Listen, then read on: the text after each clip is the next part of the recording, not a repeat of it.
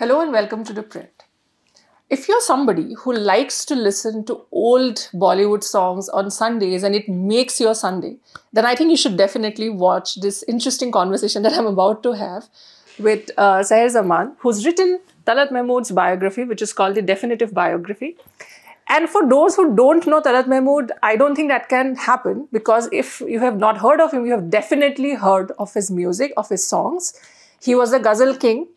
And he was also known as Tragedy King simply because that is a title that eventually came to Dilip Kumar. And Talat Mahmood was the voice of Dilip Kumar in any song that was about heartbreak. Even though today heartbreak may have become very, very different from what it was earlier, there was a whole era when heartbreak meant you would listen to Talat Mahmood songs. And this is the 100th year, centenary year of this wonderful, iconic singer. And we are here to talk to his grandniece, who's written his biography, so that she can tell us amazing stories about the singer.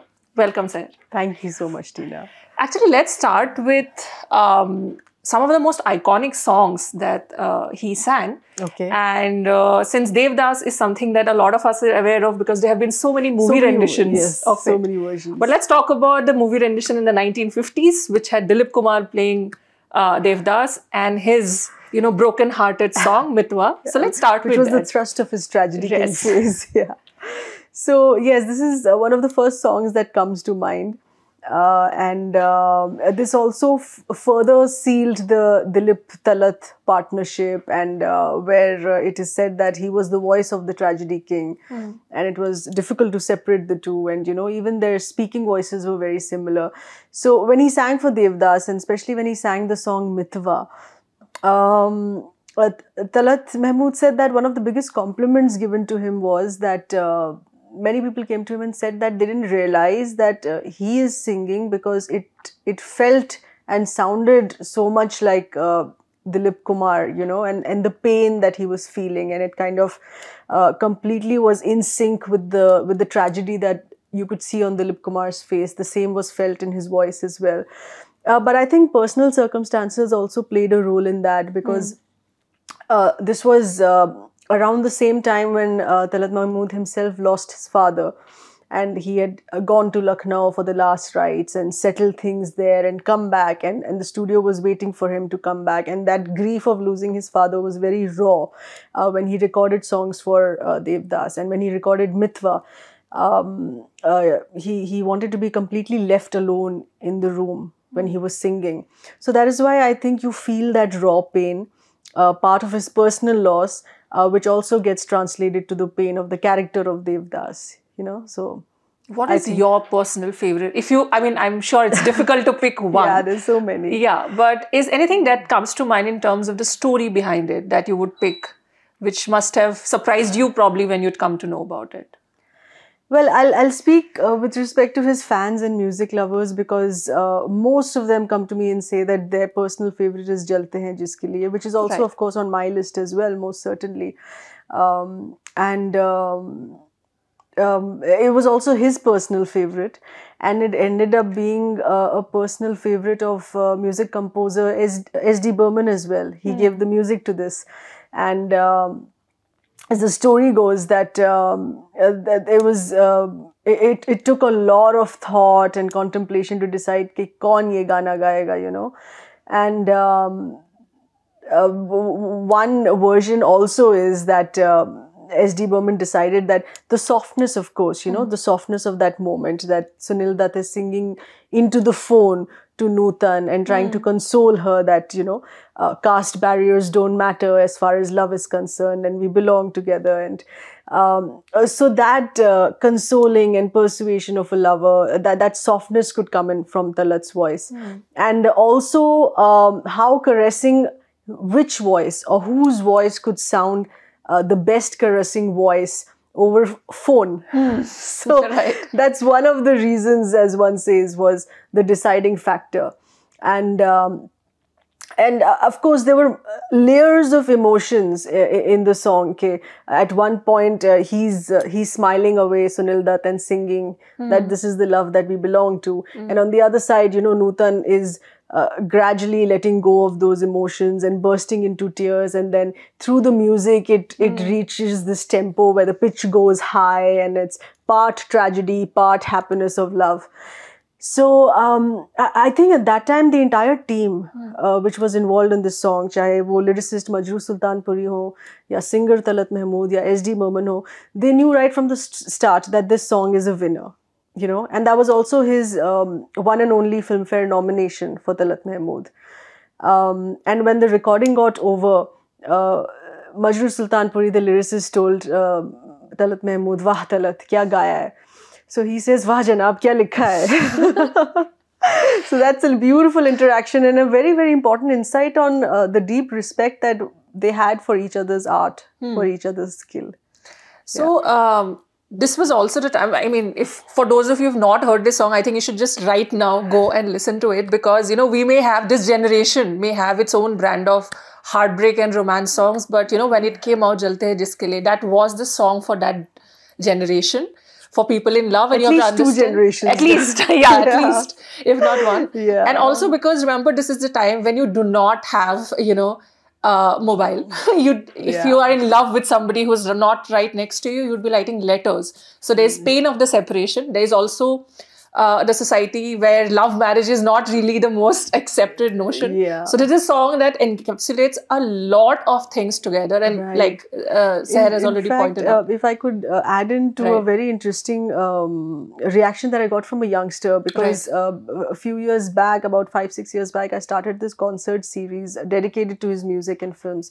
So it was called Jashn-e-Talat, you know, a celebration of Talat. So in which I had singing competitions with college students where they only sang his songs. Then I had dance competitions where youngsters did modern dance to his peppy numbers. Right. So one of the students who was a contestant in that singing competition, she sang Jalte Hain Jiske Liye. और फिर जब competitions हो गए, फिर हमने behind the scenes उनके reaction लिए कि because for the first time Talat Mahmood entered their playlist. Right. They knew कि है एक नाम, है एक singer, Papa ka, Mummy ka, Nani ka, Dadi ka, but they never really tried it. The first time it came, his name came on their playlist. So this girl tells me, and she was in second year college at that time, bachelor, she says, I have never experienced such depth. And she was talking about Jalte Hain Jiske Liye because that's the song she sang. And she said, I've never experienced such depth in voice or in lyrics. और मुझे ऐसा लगता है कि बस मैं एक पेड़ के नीचे बैठी रहूं और सुनती रहूं. So I thought to myself, that was the moment I thought that these are artists who travel time, I mean, whose skill travels through generations and time. You know, it's just a question of reintroducing. Yeah. So what you just said, I think I'll take on from there, that his peppy numbers, because again, we think of him, and I think for a lot of us, because Jalte Diye and Mitwa come like first, we also start associating him with just this sort of like a heartbreak, you know, very sad. So let's talk about a peppy number and a story about that. Okay, so this is Devanand's song. And it's called Tum To Dil Ke Taar Chhed Kar.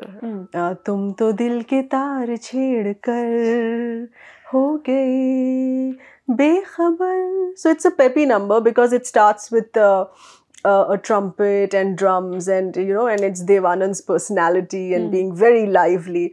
And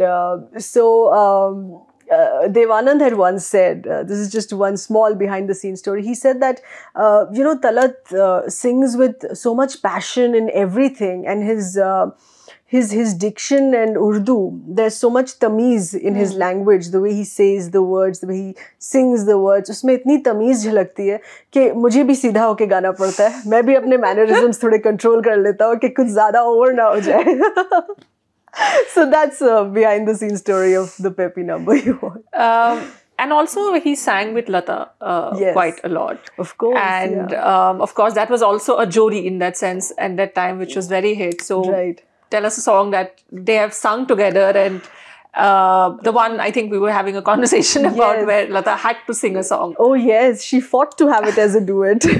So this is Anil Biswas ji's music composition. Anil Biswas ji was someone who Talat Mahmood mentions in his life very often as his godfather, because when he was shifting from the Calcutta film industry to Bombay, post-independence.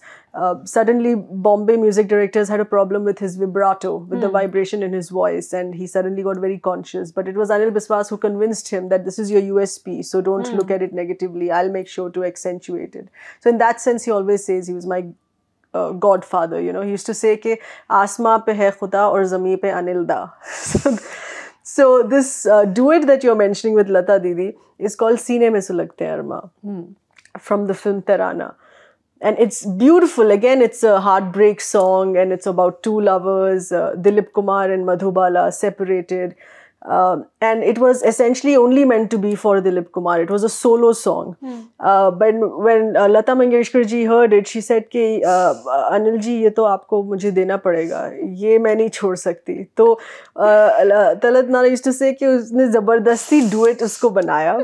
And I heard this in one of his live concerts when I was researching for the book. So he says that he tells his audience, when he sang the song Seene Mein Sulagte Hain Armaan, he tells his audience, you know, ये पहले एक solo था और लता ने इसको ज़बरदस्ती duet बनाया. I mean, he was obviously jokingly saying it. Of course. It was light-hearted to get the audience mood up. So he said, लता ने ज़बरदस्ती इसको duet बनाया, मगर मैं अब अपने concerts में solo गाता हूँ, so I get my revenge.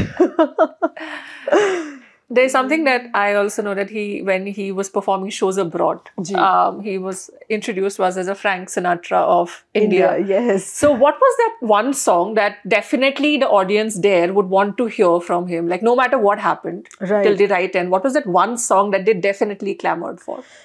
So this was, interestingly, a song which was the part of the beginning of his career in the 1940s. And through his career of the 50s and 60s, and then in the 70s and later on in concert tours, he said there was an inexhaustible demand for that song. And it was not a filmy song. It was part of one of his repertoire of the non-film ghazals. Okay. So it's called Tasveer Teri Dil Mera Behla Na Sakegi. Ye Teri Tarah Mujhse Sharma Na Sakegi. What good is your photograph compared to you, who could, you know, be shy and be blush away on things. So and at that time, when it released in 1944, it was an unprecedented record breaking single, because उस वक्त जो 1944 में जो एक hit single का yardstick था, it was about 300 copies sold. That was the yardstick. And Tasveer Teri sold 1 lakh copies. So it went beyond anything one had heard of. And through his career, I mean his career of 40-50, active singing career of 40-50 years, it continued to be that top of the list. And it was not even part of his filmy career. It was part of his non-film ghazal. That could never be missed. Yeah. So coming back to the journey that he had from, Calcutta to Bombay. Yes. He also sang a lot in Bengali. But there's a story, which is why I'm asking Sarah this question. And she'll tell us why he used to sing under a very different name. Yes. And so let's hear from her, actually. So these are very early times of what we're talking about, the early 1940s, the mid 1940s, then independence onwards. And our music industry, our film industry headed towards, the country headed towards independence. So our music and film industry was also finding its feet. These are those early times. और कई लोग industry में आते थे family के blessings के बिना.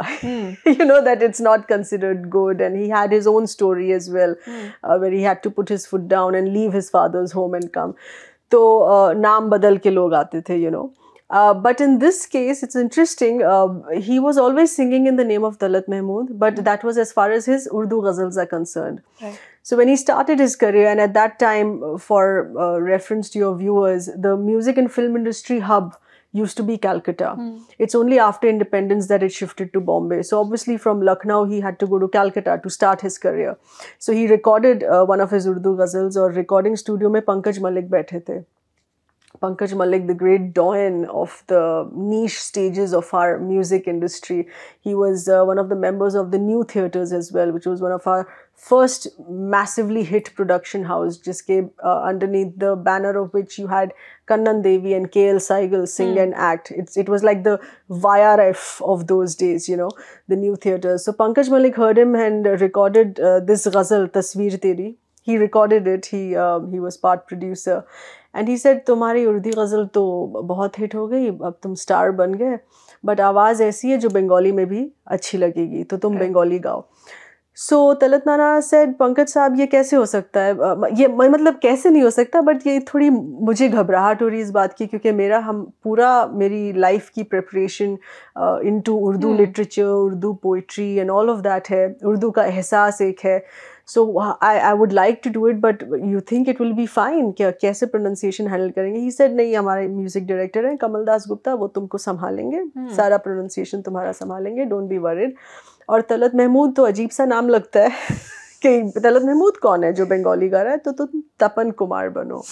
सो Tapan Kumar was a name given to him by Pankaj Malik. And then to date people are so convinced, for those who don't know this story, right, are convinced that Tapan Kumar was a Bengali boy. And there's this, I must share this with you, there's this incident that I share in the book as well, that when I started off my career as a journalist in the newsroom, and this colleague of mine was singing a song, and it was Bengali, and I said, yeah, are you singing Tapan Kumar's? He said, yeah, how do you know? I said, I've heard some of his music. And I started talking about my relationship with him only when 20 years into my career, when I started his concert series. I never spoke about it, so many of my friends and colleagues never knew. And so he said, yeah, he was such a great Bengali legend, and this belonging to Calcutta. And I said, yeah, he just sounds very, very perfect in Bengali, but I'm sorry, I must tell you that he was a Lucknow boy. He belonged to Lucknow, born and brought up into Urdu, Shairi and everything. Ye nahi ho sakta. I said, bhai, I insist. No, but you are no authority on him. So I said, I just had to disclose. I said, he's family, so I know everything about his genealogy and family and everything. So, I mean, it's just an example to show that to that extent, he perfected Bengali, that people thought he's a Bengali boy. So since you've talked about, I mean, researching so much about his work, so tell us a bit about your memory of him, because he used to live more in Bombay, and you were born and brought up in Lucknow. Delhi, sorry. Yeah. And so how did it, how did that relationship for you blossom, and when was the time that you decided that, a book needed to be written, and with these kind of stories, which are not just about, of course, this person who made a career back when probably this was not even thought of as a career, but also he, if I remember correctly, he was also very instrumental in introducing and supporting very new voices in the music industry that we know today, and they are iconic on their own now. But he was very instrumental in not just establishing himself, but also providing the space for these new talents. Right. I used to go meet him in my summer holidays. A lot of about him, of course, I heard a lot of stories from my mom, because she was very close to him as his maternal uncle, and my mom was brought up in Bombay, so her whole childhood was spent with him as her maternal uncle. But we used to go to his home in Bombay for our summer break, our summer holidays. So well, it's like you have this cute gramps at home, who's making sure you've had ice cream in the summer, and if you've had your favorite dish, and if his son Khalid Mahmood has taken you around to your favorite spots and sightseeing in Bombay. So that was what my relationship with him was about. And he would squint his eyes and wink at me and smile and laugh, and he had a very crazy sense of humor in that sense. And most of my memories, of course, are at a very personal level, much later in life, in my, I think, middle childhood and late teens, when one got to realize what a great legend he's been. But my biggest regret in life is that I never got to speak to him as a journalist, When he passed away, I had just finished school and started first year college. And I never had that kind of an interaction where I would revisit his career and study it and then ask him about it. That never happened, of course. These were all things that you do with your granddad and an old, cute relative at home. So those were the sweet memories that I have with him. Yeah. And to answer the second part of your question on, how this came to me, I think the seed of the book subconsciously was when I started the tribute series in 2017 onwards, I kind of rolled out the concert series, the tribute series. And that also came to me as a very personal story. You know, I was a new mother at that time. My child was just born, and he had fever, and I was leaving him behind to go for my debates and bulletins and studio bookings, and I felt very rotten. I didn't want to go to work. So I was driving down to my studio, and I put on the radio, and he was singing Sham-e Gham Ki Qasam. And, you know, this quality of his voice that everyone talks about, which is, it's soft, it's soothing, it's like a balm that caresses you. And I was feeling terrible in my heart, leaving my son with fever.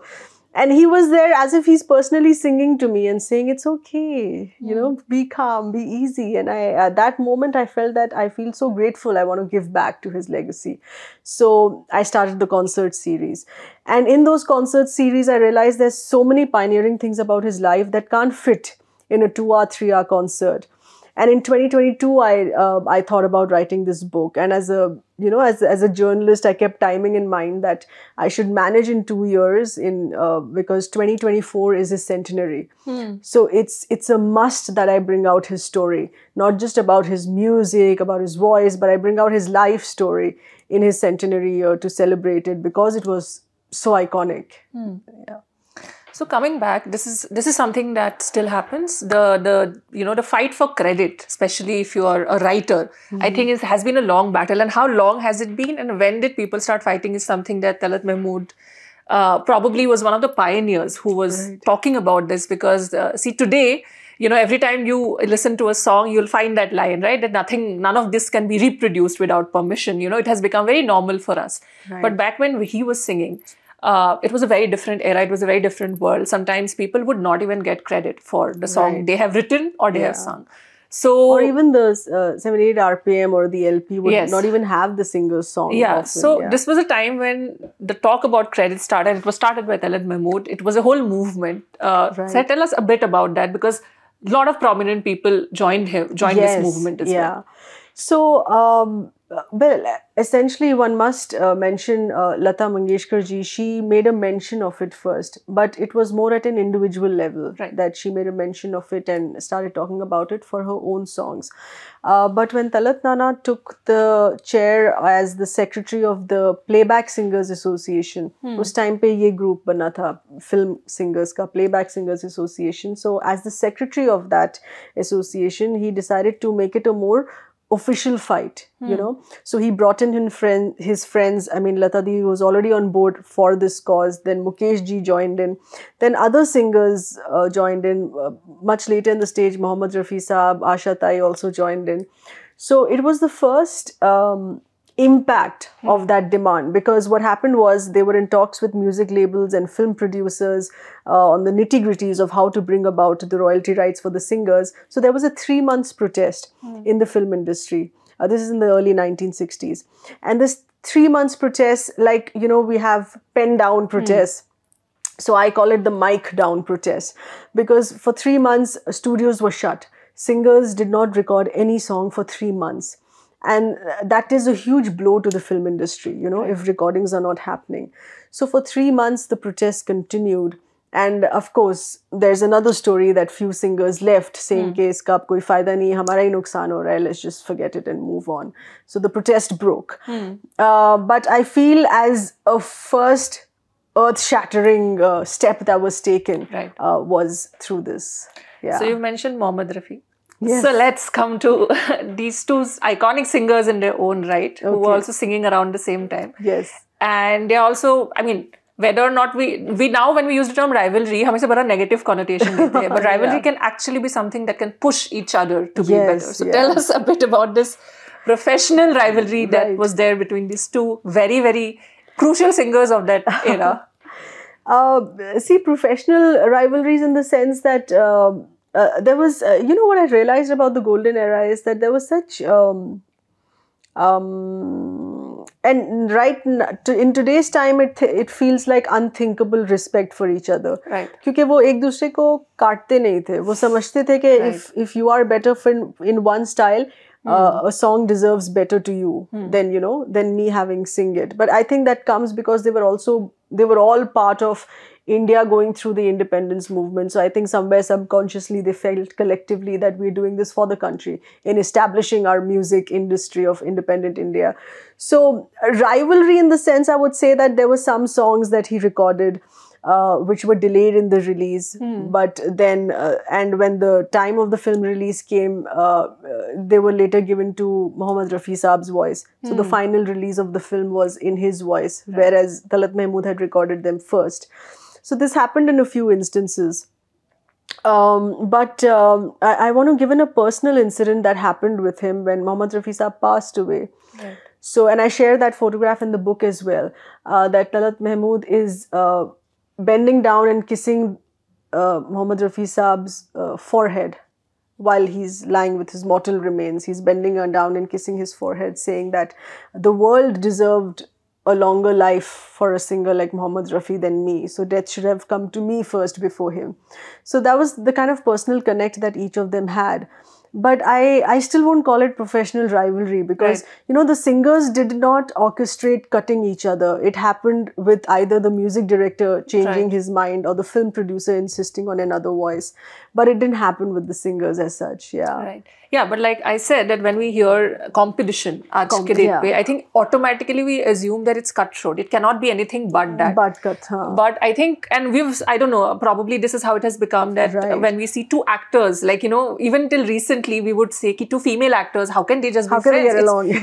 It still baffles people. So I think it's similar, but you can exist in the same space and have great friendship, even if, let's say, work-wise, it has not been the best.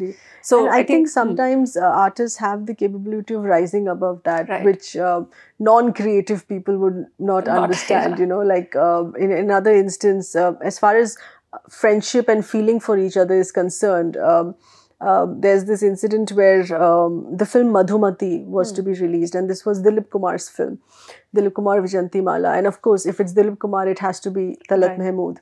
So this was Bimal Roy's film Madhumati, and he was given to sing the entire album, all the songs of the film.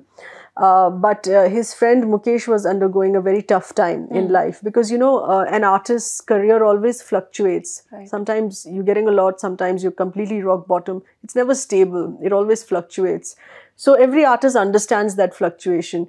So he sat down with Bimal Roy and Dilip Kumar and said कि मुकेश का भी बहुत बुरा वक्त चल रहा है, मुझे पता है कि बहुत उनकी सिचुएशन टाइट है, आप इसमें सिर्फ इस फिल्म का एक गाना नहीं, मैं समझता हूँ आप सारे गाने इनको दे दीजिए, उनको ज़्यादा ज़रूरत है. So a film that was coming to him entirely as Madhumati was handed over to Mukesh to help him, and this was not an incident he ever spoke about in public in his life. We knew it inside as a family. It got verified very recently, I think 5-7 years ago when they were celebrating 50 years of Madhumati. And Bimal Roy's daughter spoke about it when she released a book on 50 years of Madhumati. She spoke about this incident. So since she had already spoken about it in public, so I thought I should also put it in my book then. This was just something that helped give an insight into what an artist's mind is in those days, who understands fluctuations in each other's life. So I actually want to end this conversation specifically because I found out a very interesting fact from Seher just before we started this interview, that not just Bengali, he sang this very famous Assamese song. Talat Mahmood sang this very famous Assamese song, which I have heard, but then again, since it was a song recorded in 1964, around that year, at least the film came out around that year, so I'm assuming probably a year or so before. Lian Macau is a very, very iconic song because it comes from this movie called Pratidhwani, which was directed by Dr. Bhupen Hazarika, and he was much younger. Again, if you listen to the song, for me as well, for a minute there, I could not understand it was Hazarika because his voice, as I have heard, has been much different, was much deeper. But this is a song with this very wonderful video that I found on YouTube when both of them are really, really young and, dressed probably in white shirts, or we don't know, it's a black and white photo. And it's a very conversational song. So, the imprint that he had clearly went across language. It was not just restricted. So, if you had to say anything about that aspect? Yeah, this aspect. Well, he had a very strong presence in regional songs, you Right. know. I mean, he had a full-fledged career in Bengali songs as Tapan Kumar. But even when he shifted to Bombay and had a complete career in the Hindi film industry, he continued with his Bengali songs. He sang Gujarati songs, he sang Telugu songs. Like, I was very fortunate to get in touch with P. Sushila. She's a iconic singer of South India. She's known as the Nightingale of South India. And she's right now about 92, 93 years old. And I felt very, very fortunate to have a chance to speak with her. And she said that, you know, Telugu is one of the most difficult languages that you have in India. Right. But when Talat was practicing with me and when we recorded the song, and if you hear the final recording, he sounds like a local speaker. You can't say that he's a non-Telugu speaking person. So same in case of Assamese as well. He sang Punjabi, he sang Malayalam as well. In the 1970s, he has one of the top hit songs, which is in Malayalam. Okay. And this duet that he has with Bhupen Hazarika ji is very interesting because, you know, you have two icons belonging to different parts of the country. Right. And it was a great surprise, which was part of my research. So I'm sure you understand that song better and the story behind and the essence behind that. But he was quite a multilingual as far as singing. He sang in 16 languages. So I think his stint in Bengali made him confident about doing that. Right. Yeah. So now we may talk about pan-India, you know, terms like pan-India, because we suddenly think that, oh, you know, actors from one language or a singer from a language. But this was not new. This was already happening. Right. In fact, probably it was happening more because I also know there were singers like even Udit Narayan who sang a lot of Assamese song when I was like a teenager. Yes. Right. So, but yes, I think again for me, I think this was interesting because I used to also think this would only happen in the so-called modern times. I think we have this association somehow that, you know, older generation would, you know, restrict to one language. So, but the experiments that he did were very interesting, you know. Right. I mean, people call him the king of ghazals, who inspired Jagjit Singh and Mehdi Hasan Saab to enter the film industry. Right. They all came in as his admirers. They say that he's the only reason they became ghazal singers. So he was very open to experiments, you know. There's this ghazal of his in the 60s which would start with the Hawaiian guitar, move into the drums, and then he would start singing. So he was open to a lot of these experiments for his time. So coming to experiments, and again, we've spoken about how he sang in 16 different languages, but he also was a performer who was equally popular in Pakistan. Right. And he is probably one of the, I don't know if he's the only one or one of the few who's gone and sung in the Pakistani films there. Yes. And like we've already talked about the Frank Sinatra of India for US citizens there. So tell a bit about the global music scene that he was also a part of. Well, he was actually the first playback singer of India who started world tours. Okay. So he did his first world tour in 1956. And this was again in the peak of his career. And a lot of people were discouraging him at that time because they said, you know, if you leave the studio, that vacuum will be filled in by another singer. So don't do that, because when you're touring, you could be away for a few months. But he was confident about taking that music outside. So in 1956, he did his first world tour to East Africa, which was still under the British. So he did that in East Africa. Then he realized that there's a further demand from the Asian diaspora and the NRIs further into the US, the UK, and the West Indies and the Caribbean. So he explored all of this, you know. And when he started touring, his friends Mukesh ji and Lata Didi heard of the success, and they started their world tours then later. And he kind of eventually built a route map for everyone else to follow. Okay, यहाँ पे demand है, यहाँ पे tickets sell होंगे, यहाँ पे और demand है. So he was like building a route map as he went for his other colleagues. And you mentioned Pakistan. Yes, we had family in Pakistan, of course, because every Indian Muslim family has gone through that partition with families separated and all. So his one of his brothers had moved to Pakistan, and he had gone to visit him. It was a personal visit which turned into a professional visit as well, because he had such a huge following there for his ghazals there. And it was the same in Bangladesh. He had a huge following for his Bengali songs there. So, but in Pakistan, he did one show in Karachi, which had a I think a record 150,000 attendance, and the gates were broken through and it was jammed. And Mehdi Hasan Saab, who was a very, very young singer at that time, but a complete die-hard fan of Talat Mahmood, he got pushed aside and he had to push for his seat to move in. And a lot is written about that as well, on what was the response. Right. And they wanted him to stay back. And Noor Jahan had called him up. He was just visiting Karachi and he couldn't go visit her in Lahore. And that would be the first time he would visit her after independence, right. Before she moved out.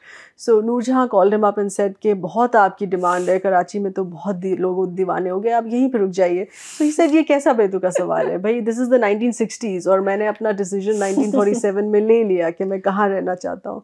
नहीं, I'm sending you a blank check for 9 films. You please sign it up and stay back. He said, I'm overwhelmed by this offer, but please, I mean, you can't get your expectations up on this now. I've decided where I want to stay. And so that's how things were. I don't think there can be any actual end to this conversation. If we had more time, I think I'll have too many questions and I don't think it'll end ever. But, this was, again, like I said, that sometimes when you look back in the golden era, I think we forget that it was its own world. It was a whole different world, which was actually beginning to expand. हमें लगता है आज की date पे हम expand कर रहे हैं. We use terms like global singer, pan-Indian, and we think like these tours are very new things that are happening. But there was a person back in the 60s, back in actually the 50s, because he started in 56, you said, who was doing it all. And he is actually, to be fair, the one who laid out that, Indian music, Indian singing could have and find the space in the global world. So in that way, he was really the torchbearer of Indian music, getting popular outside in the global space. Thank you, Sair, so much. Thank you so much for coming and talking so much. And I got to know on a personal level so many things about. Thank you for watching this. If you like this interview, do share and also subscribe to our YouTube channel. Thank you.